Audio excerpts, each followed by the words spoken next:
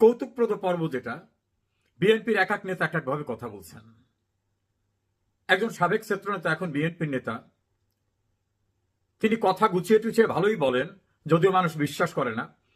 তিনি তো বলেই ফেললেন এটা ছাত্রলীগ আওয়ামী লীগের ভোটেই শিবির হয়ে গেছে। আর একজনে বললেন এর ভিতরে ষড়যন্ত্র আছে, এটা আওয়ামী লীগের লোকরা এসে ভোট দিয়েছে। তাদেরই আর এক নেতা বললেন যে পরিমাণ ভোট কাস্ট হয়েছে, এত লোক বিশ্ববিদ্যালয় এলাকা আসলে পা রাখার জায়গা থাকার কথা না, এগুলো ভোট বানিয়ে দেওয়া হয়েছে। বিএনপি স্ট্যান্ডিং কমিটির গুরুত্বপূর্ণ নেতা জনাব সালাউদ্দিন সাহেব তো বললেন ফলাফল মেনে নিয়েছি। এক একজন এক একভাবে কথা বলছেন। বিএনপির অফিসিয়াল কথা কোনটা সেটা আমরা জানি না, তবে ছাত্র শিবিরের ছেলেদের স্লোগানগুলো দেখেছি, আমার কাছে ভালো লাগে। এটা শিষ্টাচারহীন স্লোগান। সাদিক কায়েম ডাকসুতে লন্ডন গেছে কি খবর পৌঁছেছে কিনা, মানে তারেক রহমানকে লক্ষ্য করে বিভিন্ন স্লোগান। এর কিছুদিন পূর্বে তারেক রহমানের নামের পিছনে একটা ফিমেল জেন্ডারের একটা অর্গানের নাম উল্লেখ করে স্লোগান দেওয়া হয়েছে। চাঁদা আদায় পল্টনে চলে যায় লন্ডনে, এ জাতীয় স্লোগান হয়েছে। গরুর হাট, বাজার, টেম্পু স্ট্যান্ড দখল করা দল, এভাবে তাদেরকে কথা বলা হয়েছে। এবং এটা বলছে জামাত ইসলাম, এনসিপি এরা। আবার বিএনপির পক্ষ থেকে ৭১-এর দোসর, ৭১-এর পরাজিত শক্তি, স্বাধীনতা বিরোধী, এভাবে জামাতকে আক্রমণ করে কথা বলা হয়েছে। আবার হঠাৎ করে দেখলাম হরিহর আত্মা বললেন না, জামাতের সঙ্গে তো আমাদের খুব বেশি দূরত্ব হয়নি, আমাদের সঙ্গে জামাতের বন্ধুত্ব আছে। বোঝা কঠিন সম্পর্ক কার সঙ্গে আছে কার সঙ্গে নাই। তবে একটা হিসাব সঠিক, বাংলাদেশে ধর্মভিত্তিক রাজনীতি আমাদের সংবিধানে নিষিদ্ধ করা হয়েছিল ৭২ সংবিধানে। জিয়াউর রহমান ক্ষমতায় এসে সর্বপ্রথম তার ক্ষমতা দখল করে টিকে থাকার জন্যই ধর্মভিত্তিক রাজনীতিকে অ্যালাউ করেছিলেন সংবিধান সংশোধনের মধ্য দিয়ে, আর্টিকেল 38 সংশোধন করে। তারপরই বাংলাদেশের প্রথম বেনামিতে ধর্মভিত্তিক প্রথম সংগঠন হয় আইডিয়াল ইসলামিক ডেমোক্রেটিক লীগ। এর ধারাবাহিকতায় মুসলিম লীগ, নিজাম ইসলাম, বিভিন্ন রকম দল চলে আসলো, পরবর্তীতে জামাত ইসলাম, নানাভাবে। অর্থাৎ ধর্মভিত্তিক রাজনীতি জিয়াউর রহমান শুরু করলেন এবং ধর্মীয় রাজনীতি করে যারা বিতর্কের ভিতর ছিলেন তাদেরকে তিনি পৃষ্ঠপোষকতা দিলেন। শাহাজিজকে, জয়পুরহাটের আব্দুল আলিমকে, খানে সবুরকে, মশিউর রহমান জাদু মিয়াকে, মাওলানা আব্দুল মান্নানকে, বিভিন্নভাবে রাজনীতিতে ধর্মভিত্তিক রাজনীতি যারা করতেন তাদেরকে তিনি পুনর্বাসন করলেন। এভাবেই বাংলাদেশে শুরু হয়ে গেল। এবং স্বাধীনতা যুদ্ধের সরাসরি বিরোধিতাকারী পূর্ব পাকিস্তান পুনরুদ্ধার কমিটির প্রধান গোলাম আজমকে বাংলাদেশে পাকিস্তানি পাসপোর্ট নিয়ে এসে বাংলাদেশে থেকে যাওয়ার সুযোগ করে দিলেন। কোর্টকে ব্যবহার করে বিভিন্নভাবে তিনি বাংলাদেশে থেকেই গেলেন এবং বেশ কিছুদিন তিনি ছিলেন রাগঢাক করা জামাতের আমির। তখন ভারপ্রাপ্ত আমির বলা হতো আব্বাস আলী খানকে, ওনার নামটা সরাসরি বলা হতো না যেহেতু তখন ওনার মামলা নিষ্পত্তি হয়নি, ইত্যাদি ইত্যাদি। এভাবেই বাংলাদেশে ধর্মভিত্তিক রাজনীতির উত্থান ঘটান জিয়াউর রহমান। তার হাত ধরে পরবর্তীতে এরশাদ, পরবর্তীতে বেগম খালেদা জিয়া। ঢাকা বিশ্ববিদ্যালয়ে কখনোই ধর্মভিত্তিক কোন ছাত্র সংগঠন ডাকসুতে নির্বাচিত হয়নি। ডাকসুর ঐতিহ্য, ঢাকা বিশ্ববিদ্যালয়ের ঐতিহ্য, বাংলাদেশের ভাষা আন্দোলন থেকে শুরু করে গণঅভ্যুত্থান, সামরিক শাসন বিরোধী, মুক্তিযুদ্ধ, সবকিছুতে ডাকসুর গৌরবময় ভূমিকা। সেই ডাকসুতে আজ একটি ধর্মভিত্তিক রাজনৈতিক দলের ছাত্র সংগঠন নির্বাচিত হল। এটা মুক্তিযুদ্ধের মধ্য দিয়ে অর্জিত বাংলাদেশের জন্য সুখকর খবর না। তবে এটা দিয়ে আওয়ামী লীগকে ভয় দেখাবার কোনো কারণ নেই। আমাদের হিসাব নিকাশ আছে, বাংলাদেশে ধর্মভিত্তিক রাজনীতি যারা করেন তাদের ভোটের সংখ্যা কত। ঢাকা বিশ্ববিদ্যালয়ের প্রেক্ষাপটটা ডিফারেন্ট। ছাত্রলীগ ইলেকশন করতে পারেনি সেখানে। মাদ্রাসা থেকে আসা ছাত্র সংখ্যা কি পরিমাণ ছিল। বিএনপি ছাত্র সংগঠন এবং স্বতন্ত্র প্রার্থীদের কথা যদি ধরি, কারচুপি হয়েছে, অন্যরকম কিছু হতে পারে, আমি সেটাকে নিয়ে বিতর্কিত করি না। তবে এইখানে একটা বিষয় মনে রাখতে হবে, এই ডাকসুতে বিভিন্ন সময় জাসদ থেকে, বাসদ থেকে, বিভক্ত বাসদ থেকে বিভিন্নভাবে ডাকসুতে নেতা নির্বাচিত হয়েছেন। সেই নেতারা যখন রাজনৈতিক সংগঠন করেছেন তখন কিন্তু চোখ বন্ধ করে মনের দৃষ্টি দিয়ে দেখুন, কোথায় দাঁড়িয়েছে তারা? রাজনীতিতে কিন্তু ঠাঁই ওভাবে হয়নি। মৃদু মৃদু প্রদীপ জ্বালিয়ে রাখছেন কেউ কেউ বিভিন্ন সংগঠনের নামে। যেমন ডাকসুর ভিপি মাহমুদুর রহমান মান্না আমার ব্যক্তিগত অত্যন্ত আপনজন। তিনি ডাকসুতে ভিপি ছিলেন, চাকসুতে নেতা ছিলেন। ডাকসুর ভিপি ছিলেন আক্তারুজ্জামান, ডাক্তার মোস্তাক, সুলতান মোহাম্মদ মনসুর থেকে শুরু আরো অনেকেই ডাকসুতে বিভিন্ন সময় নির্বাচিত যারা ছোট ছোট সংগঠন থেকে হয়েছেন। বড় রাজনীতিতে গিয়ে কিন্তু বিশাল সমুদ্র, সেখানে গিয়ে কিন্তু ওই ডাকসুর নির্বাচিত নেতা হিসাবে আলাদা একটি প্রভাব বিস্তার করার মতো অবস্থান প্র্যাকটিক্যালি দৃশ্যমান না। জাতীয়তাবাদী ছাত্র দল থেকেও ডাকসুতে অনেকে নেতা নির্বাচিত হয়েছেন। তো মূল রাজনীতিতে গিয়ে তাদের অবস্থানটা কোথায় সেটা খতিয়ে দেখবেন। ফলে ডাকসুতে ছাত্র শিবির নির্বাচিত হওয়া মানে আওয়ামী লীগ শেষ হয়ে গেল, তাহলে ধর্মভিত্তিক রাজনীতি বাংলাদেশে প্রতিষ্ঠিত হয়ে গেল, এটা ভাবার কোনো কারণ নাই। যে সময় বিএনপির সঙ্গে জোট করে জামাত নির্বাচন করেছে সেই সময় কত পার্সেন্ট ভোট পেয়েছে? টোটাল ভোটের সংখ্যা কত ছিল? যৌথভাবে ইলেকশন করার পরেও পৃথকভাবে যখন করেছে তখন তাদের ভোটের সংখ্যা কত? সেই আঙ্গিকে যদি একটু অ্যানালাইসিস করি তাহলে দেখা যাবে বাংলাদেশে সাম্প্রতিক সময়ে ব্র্যাক বিশ্ববিদ্যালয়ের যে একটা গুরুত্বপূর্ণ সার্ভে হয়ে গেছে সেখানে 10% মানুষ জামাতকে ভোট দেবেন এমন কথা বলেছেন। মনে রাখতে হবে 100%-এর ভিতর 10%। বিএনপির কথা বলছেন 12%, এনসিপির কথা বলেছেন 2%, আওয়ামী লীগের কথা এত দুঃসময় আওয়ামী লীগের তারপরও সেখানে বলেছেন 7%, আর 14% বলছেন কাকে দেব আমি মুখ খুলব না। তা অ্যানালাইসিস যারা করেন, পলিটিক্যাল বিষয় নিয়ে যারা স্টাডি, তারা বলেন যে এই মানুষগুলো আওয়ামী লীগের, কেননা মুখ খুললে তাদের উপর একটা মব আসতে পারে, সে কারণে তারা মুখ খুলতে চায় না। তা আমি যদি 14 এবং 7কে ধরি তাহলে যেটা হয় সেটা বিশাল। আর 48% মানুষ বলছে আমরা এখনো সিদ্ধান্ত নেইনি। তো যদি বিএনপি করতেন বা জামাত করতেন বা এনসিপি করতেন, তারা সিদ্ধান্ত না নেওয়ার তো কোনো কারণ নাই।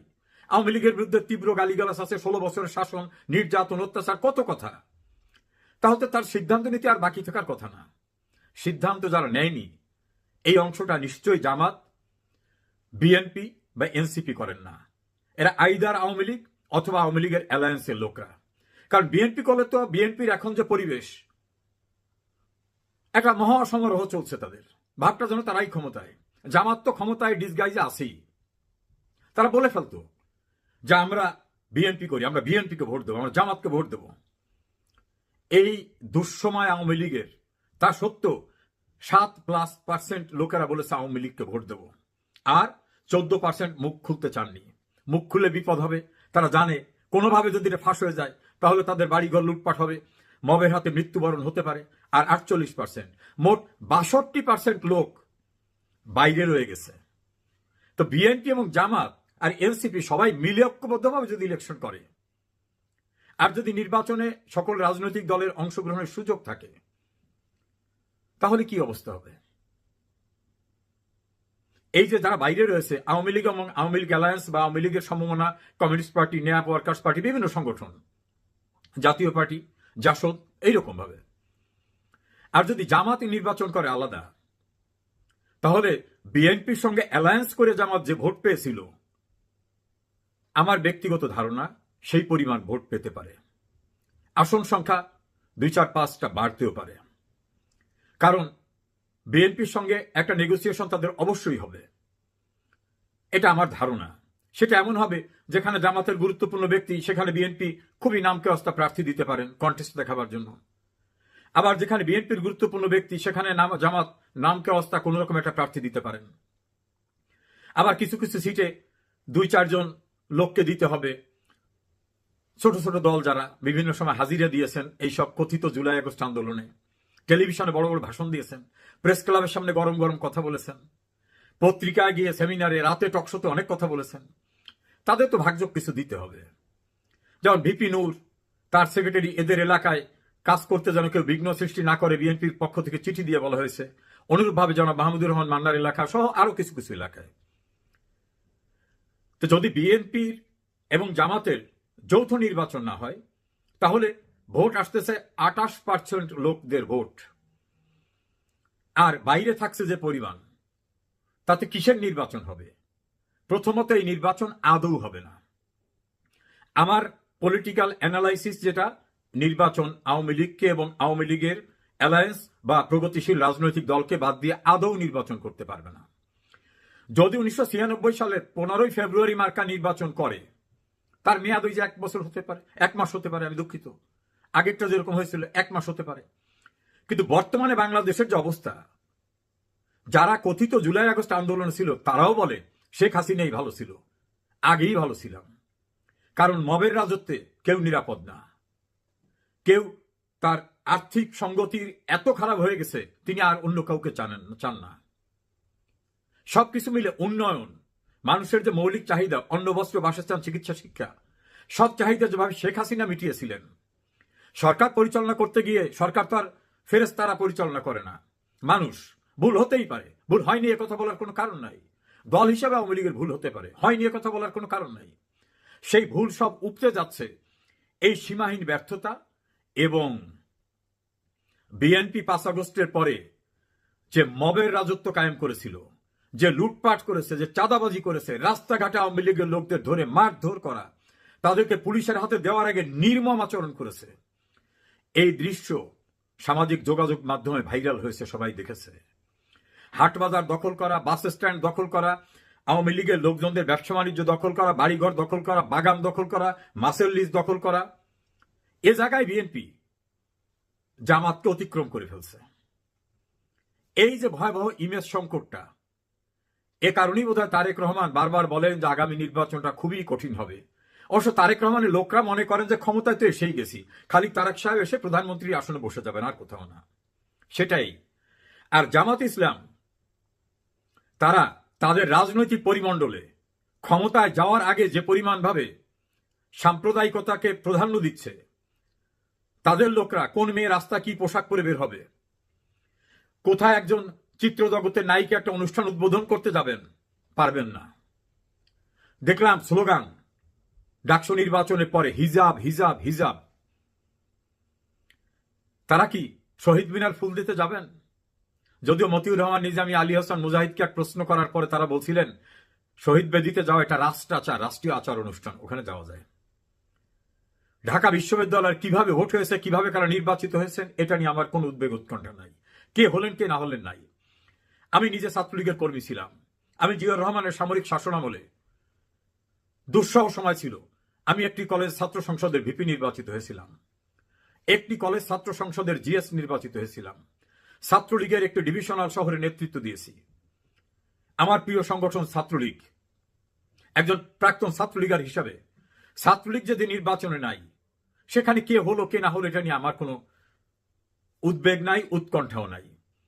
তবে দেখলাম রাখি বন্ধন বিএনপির সঙ্গে তারেক রহমান, রবিন ফারহানা এরা তো বলতেন একই মায়ের দুই সন্তান, একই বৃন্তের দুটো ফুল, ছাত্র দল এবং ছাত্র শিবির। এই একই বৃন্তের দুইটা ফুলের এখন আজ দুজনার দুটি পথ ওগো দুদিকে গেছে রে, এইভাবে হয়ে গেল মনে হয়। আবার দেখা যাবে সময় মতো তারা এক হয়ে যাবেন। আওয়ামী লীগ 1949 সালের 23শে জুন তৈরি হয় একটা রাজনৈতিক সংগঠন, একটা ইনস্টিটিউশনে পরিণত হয়েছে। মাটি ও মানুষের শেকড়ে গ্রথিত আওয়ামী লীগ। রিকশাওয়ালা, শ্রমিক, মাছ বিক্রেতা, সবজি বিক্রেতা, স্বল্প আয়ের মানুষ, মধ্যবিত্ত, নিম্ন মধ্যবিত্ত, কৃষক, শ্রমিক, সবখানি আওয়ামী লীগ রয়েছে।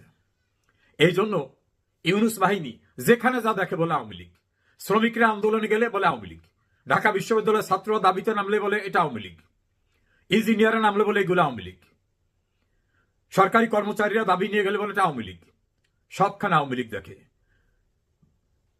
সচিবালয়ে আগুন লাগলে বলে এর ভিতরে আওয়ামী লীগ। ডক্টর ইউনুস তো নিজেই বলেন যে তোমরা বলো আমার চতুর্পাশে ফ্যাসিস্ট, তোমাদের গ্রামে ফ্যাসিস্ট নাই। ওরা ফ্যাসিস্ট বলতে আওয়ামী লীগকে বোঝাতে চায়। সবচেয়ে বড় ফ্যাসিস্ট ইউনুস, যেদিকে তাকান সেদিকে দেখেন আওয়ামী লীগ, যেখানে তাকান সেখানে আওয়ামী লীগ দেখেন। আওয়ামী লীগের নেতাকর্মী, শুভাকাঙ্ক্ষী, শুভানুধ্যায়ী যারা আছেন, তাদের উদ্দেশ্যে আমি দ্ব্যর্থহীন ভাষায় বলবো, রাজনীতি এত সহজ বিষয় না। ঢাকা বিশ্ববিদ্যালয়ে কে নির্বাচিত হলো কে হলো না, এর সঙ্গে জাতীয় নির্বাচন সম্পৃক্ত না। ঢাকা বিশ্ববিদ্যালয় ডাকসুতে মাহমুদুর রহমান মান্না নির্বাচিত হননি বাসদ থেকে, অন্যান্য সংগঠন থেকে আরো অনেকে নির্বাচিত হয়েছেন না? তাতে কি দেশের রাজনীতির কোনো পরিবর্তন হয়েছে? আওয়ামী লীগ একটা আদর্শ, একটা বিশ্বাস, একটি ভালোবাসা এবং বাঙালি জাতির ইতিহাসে যা কিছু গৌরবময় অর্জন সব এসেছে আওয়ামী লীগের নেতৃত্বে। কাজী মানুষের ঠিকানা আওয়ামী লীগ, মানুষের আস্থা শেখ হাসিনাতেই। কি মামলা করতেছে, কোন মামলায় সাজা দেবে, কোথায় ডাকসু থেকে কি হচ্ছে, এগুলো উড়ে যাবে ফুয়ের সঙ্গে। এইসব সাজানো বানোয়াট মামলা সাজা দেওয়া বাতাসের আগে উড়ে যাবে ইনশাল্লাহ, সেদিন খুব দূরে না। আর যারা এই সাজানো নাটক, বিচার ব্যবস্থা, কাহিনী সাজাচ্ছেন, এরা পালাবার সুযোগ পাবে না। আওয়ামী লীগ যারা করেন বা মুক্তিযুদ্ধের চেতনায় বিশ্বাস করেন, তারা ঐক্যবদ্ধ থাকেন, খুব তাড়াতাড়ি ইনশাল্লাহ আবার প্রতিষ্ঠিত হবে মুক্তিযুদ্ধের চেতনার সরকার। কোনো ভয় নেই। ভয়কে জয় করেই আওয়ামী লীগ বাংলাদেশের স্বাধীনতা এনেছে। ইনশাল্লাহ আবারও উন্নয়নের অগ্রযাত্রাকে অপ্রতিরোধ্য গতিতে এগিয়ে নিয়ে যাবে, সেদিন খুব দূরে না। ডাকসু নিয়ে দর্শক, সম্পূর্ণ ভিডিওটি দেখলেন, আশা করি বিষয়টি বুঝতে পেরেছেন। এই নিয়ে আপনার গুরুত্বপূর্ণ মন্তব্যটি অবশ্যই কমেন্ট বক্সে জানিয়ে দিবেন। ধন্যবাদ।